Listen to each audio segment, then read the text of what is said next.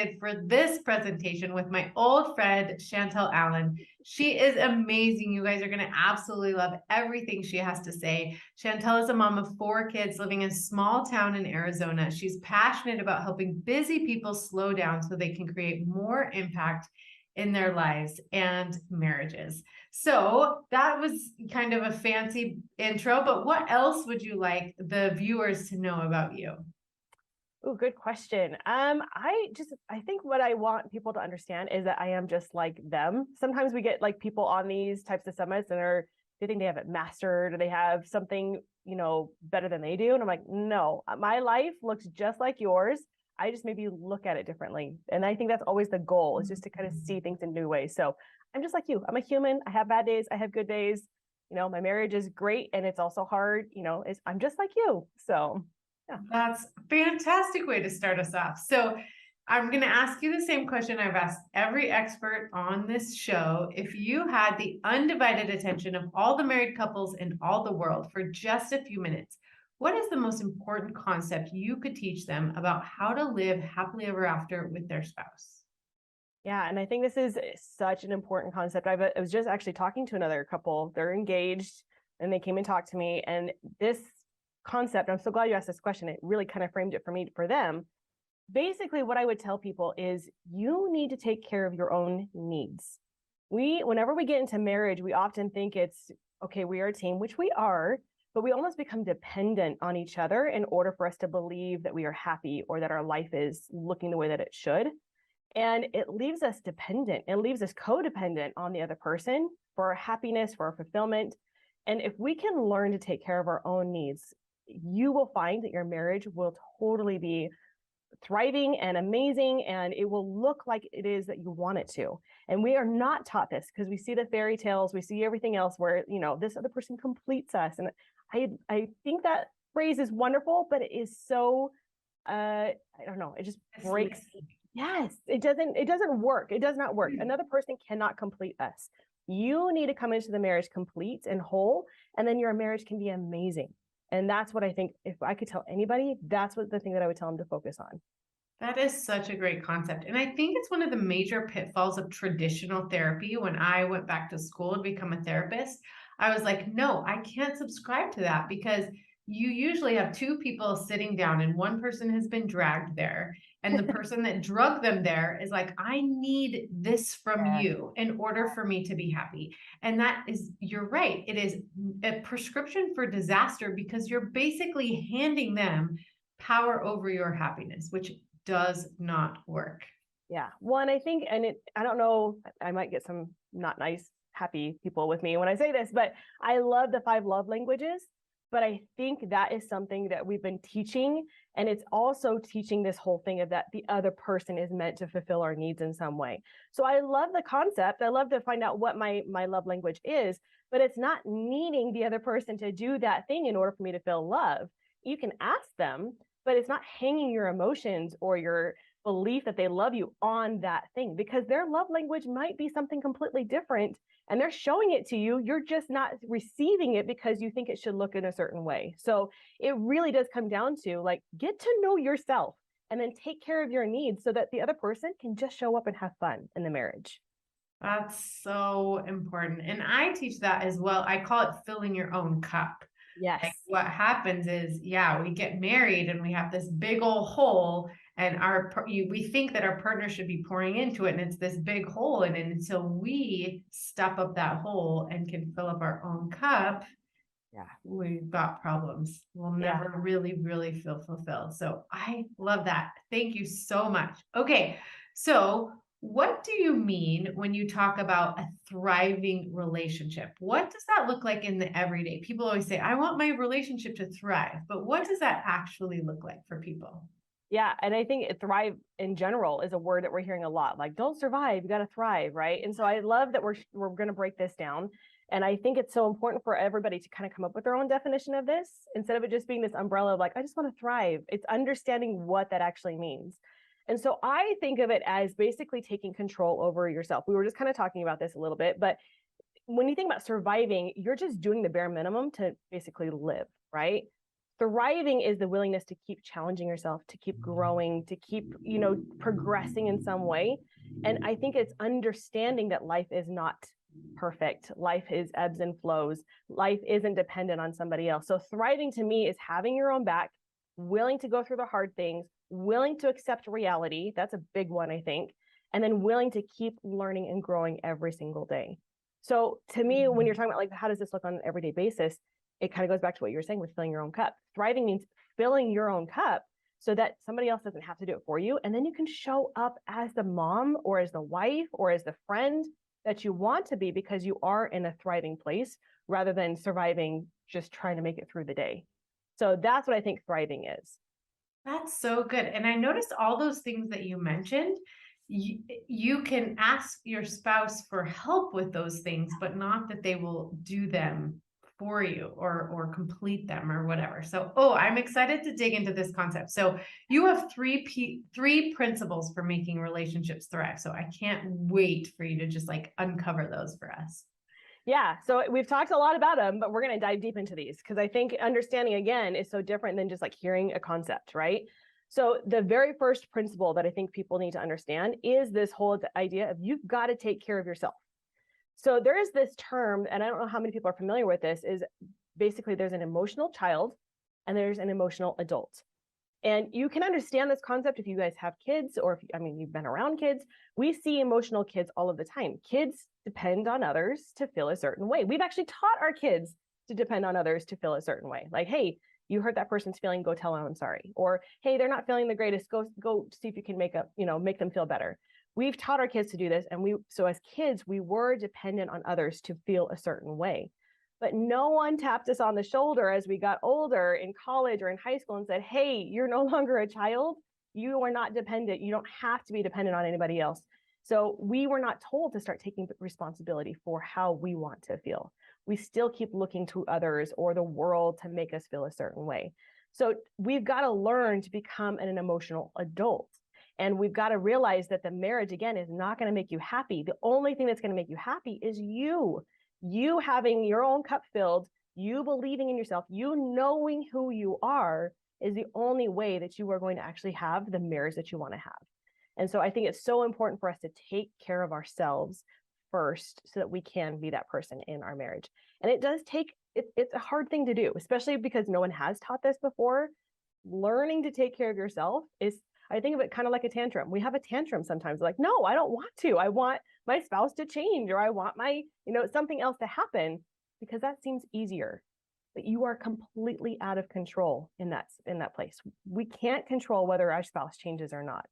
And so we've got to realize, yeah, it's hard, but it is actually so much more freeing for you to actually control and show up as the person that you want to be, and then let the other person be them. I love this. As you were talking, I just love this concept. I just think it's so important. And I think the times when I've been completely in control of how I feel, where I've understood that, like, I'm in charge of how I feel here. Like, you can do whatever you need to do, but I'm in charge of how I feel. First of all, the happiest times in my marriage is when I really understood that and been living that. And then also I'm thinking about my adult child who has left the house, and have I properly taught him that? Like, have I explained to him the importance of nobody can make you feel a certain way? Like, that's not a thing. Like, you are in charge of how you feel at all times. So people can do whatever the heck they're going to do, whether you like it or whether you don't, but you're not in control of that. What you are in control is how you feel and how you see it, right? Yeah. Well, and I think the other part is realizing it's normal, but we can get stuck in that blame cycle or that victim mentality that people talk about. Is like everything's happening to you, or it's everybody else's fault. And I tell people all the time, like you were saying, it's so powerless and you're stuck. Like, if it is truly true that other people can make us feel a certain way, you are dependent on everybody else. And that is such a stuck, powerless place to be.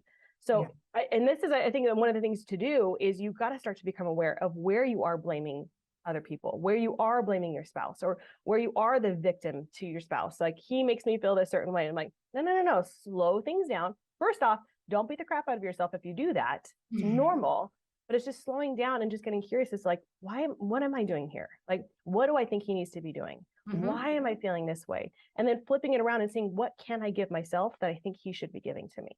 Because then it just empowers you so much. And then you get to show up as the person that you want to be. And it's like the most amazing, but also hardest concept to really understand. So true. So true. Okay. That one we could talk about for hours. I'm certain of it. Let's Yeah. talk about principle number 2. Okay. Principle number 2 is accepting your partner for who they are. So it kind of piggybacks after the other one. But this one, I think it's so funny how, and you guys probably all know this, after we got married, we were in this honeymoon phase and they could do no wrong, right? Like they could do nothing wrong. They could leave the socks on the floor. They could not have anything in the pantry, like anything. And we loved them. But something happens as we go that we're like, all of a sudden, all those things that weren't a problem before become a problem. And so we start wanting to change them, right? Like if I try and put the hamper a little bit closer or tell them enough times, they're going to put their socks in the hamper. I'm sorry to tell you, it's probably not going to happen. So we can stay in resistance, which is what a lot of people do, right? We resist who they are, thinking they should change in some way, or we can get back to happy. Right. Yes, exactly. And that's what I think a lot of people, that's why so much resentment is out there, is because we do think that they should be different. I'm like, no, we just need to accept them for who they are. Because when we get to acceptance, we do start to see things in a different way. Like you did see things other than all their faults at one point. So getting to acceptance lets you kind of see those things again, realizing he does do a lot more than you give yourself and him credit for.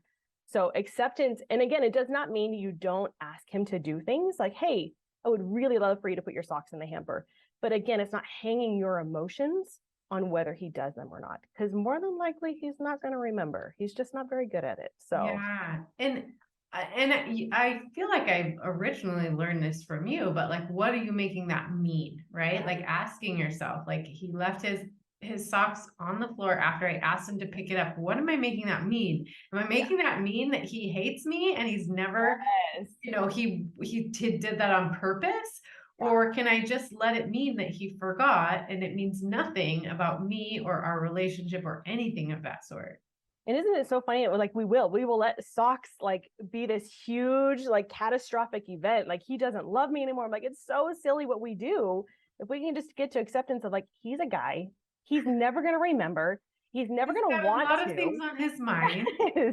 He's not doing it. Like I'd love to kind of do the reframe like you just did. Like he's not sitting there and be like, I hate my wife so much, I'm going to leave my socks right here. Like he's not doing that, but that's really what our brain is doing.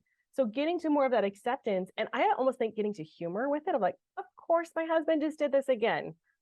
I knew he was going to do this again. Like, why do we act so surprised every single time? It's what's so funny to me.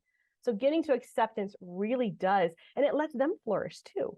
Because if they are like on eggshells all the time, be like, my wife's going to hate me, they're going to nitpick everything about me, then there is tension in the marriage. And so it's just getting to acceptance and just getting to the place where like you loved him for a reason at one point. Can you focus on that versus all the things that you think he should be changing?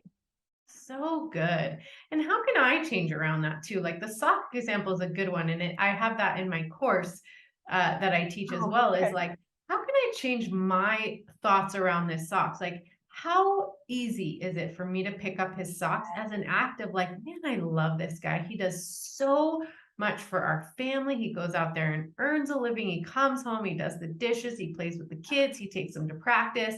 I can pick up his socks. That would be such an awesome way for me to just show him that I appreciate all that he does. Yeah, and I love that. I think it's sometimes even just like, who better than you? Like, you know how to do things so much faster than he does, or like you have a system. It's just like, who better than you? Empower yourself to show your, like, I think of it too, when our husbands go out of town, why is it so much easier for us to do all of the things, like cleaning the house and taking care of the kids? Like, we are like, I got this. But as soon as they come home and then they don't do some of those things, we're like, they don't love us. I can't do this. I'm overwhelmed. I'm like, what happens there? So if we get to acceptance of like, who better than you to take care of the house and to take care of the kids and to ask for help, but it just empowers you to still have like all of the energy without the resentment and to love your husband for what he is doing. So good. Oh, I love that. Oh, I can't even imagine what number 3 is. Let's go. Number 3 is one that I use all of the time, and not just marriage. So this is something that I encourage everybody to use for everything, because we kind of take things on without ever questioning things.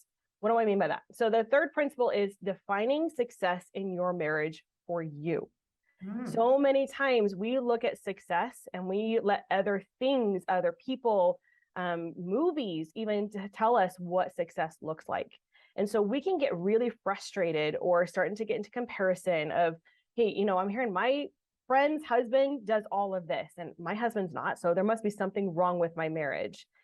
I think it's so important for us to define what is success for in our marriage that is 100% dependent on you. Now, notice what I said there, 100% dependent on you. Because sometimes we can still say, like, I want my husband to know that I love him. You have no control over whether he knows that you love him or not. So it is really getting to the place of like, you've got to define it so that you are showing up as your version, the best version of you, but it is 100% within your control. So let me give a couple examples, because this is sometimes really hard for us to understand a little bit. And I wrote down 3 of them that I use on a daily basis for myself. When I lay down at night, these are the 3 things I kind of go back through the day and say, like, okay, how did I do with this? And then I can lay myself down to bed and be like, I did good job. I was successful in my marriage today, but because I did these things. So success to me is telling my husband that I love him every day. Now, I didn't add that last part of it of like, he knows that I love him or he feels my love from, like, notice there's a difference there. It is 100% in my control that I tell him and I choose to feel love for him every single day. That is dependent solely on me. Another one is success to me is communicating my desires. This has been so hard for me because I'm one of those, and I'm sure there's a lot of people watching this, that we want our husbands to figure it out, like just read our minds. If he loved me, he would. Yes, exactly.